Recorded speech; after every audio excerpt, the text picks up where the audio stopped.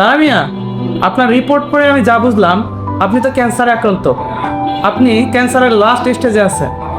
সম্ভবত আপনি আর 1 মাস বাঁচবেন। কি বলেন ডাক্তার সাহেব? আপনার রিপোর্ট তো তাই বলতেছে, আপনি ক্যান্সারে আক্রান্ত। আপনাকে এই কথাটা বলা ঠিক হলো কি না সেটা আমি জানি না, কিন্তু একজন ডাক্তার হিসেবে এটা আমার দায়িত্ব এবং কর্তব্য ছিল। আচ্ছা ডাক্তার সাহেব, আপনাকে অনেক ধন্যবাদ।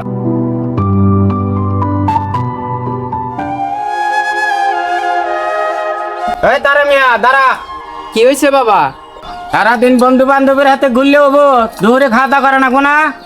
না বাবা, খাইতে ইচ্ছে করতেছে না, পরে খাই নিমুনি।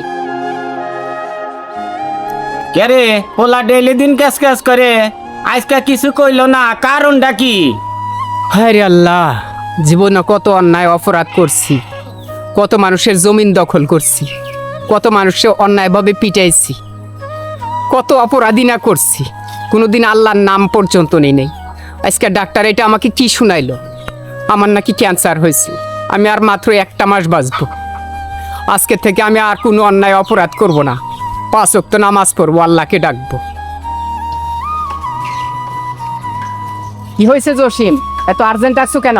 ভাই, আপনাকে জরুরি ডাকছি তার কারণ হলো এই যে দেওয়ালটা যে দেখতেছেন, এই দেওয়ালটা তো আপনার সীমানায় পড়ছে। এখন কি দেওয়ালটা ভেঙে দেবো নাকি? দেখ জসিম, এই দুনিয়াটা চিরস্থায়ী নয়, তোকে আমাকে একদিন সবাইকেই মরতে হবে। জায়গা জমিন নিয়ে কেউ কখনো কবরে যায় না।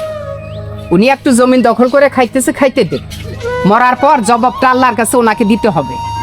কিছুই বলিস না, ঠিক আছে? কিরে ভাই, হুট করে এত চেঞ্জ ছিল, কারণটা কি?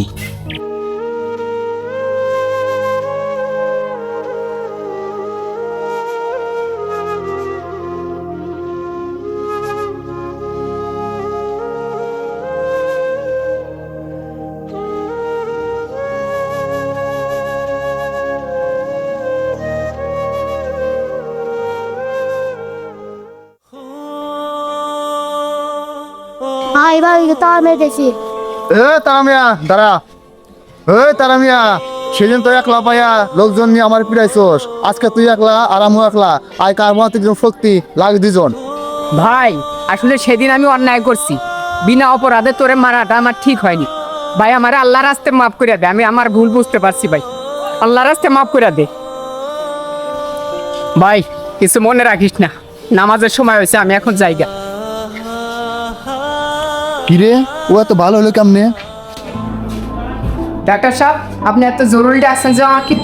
তারা মিয়া, তোমাকে জরুরি ডাটা একটা কাজ আছে। ওই দিন আমি তোমাকে যে রিপোর্টটা দিছি ওই রিপোর্টটা তোমার ছিল না, তোমার রিপোর্টের সাথে উল্টাপাল্টা হয়েছিল। আসলে ওই রিপোর্টটা অন্য একজনের ছিল। আসলে তুমি কিন্তু ক্যান্সারে আক্রান্ত না, ওই রিপোর্টটা যার সেই ক্যান্সারে আক্রান্ত। ডাক্তার সাহেব, এই 1টা মাসে আপনার ভুল রিপোর্টের কারণে আমার জীবনটা অনেক উন্নত হয়ে গেছে। ভুল পথ থেকে আমি সঠিক পথে ফিরে আসতে পেরেছি। শুধু তাই নয় ডাক্তার সাহেব, এই 1টা মাসে আমার জীবনটা অনেক পরিবর্তন হয়েছে। এখন আমি 5 ওয়াক্ত নামাজ পড়ি, সবার সাথে ভালো ব্যবহার করি।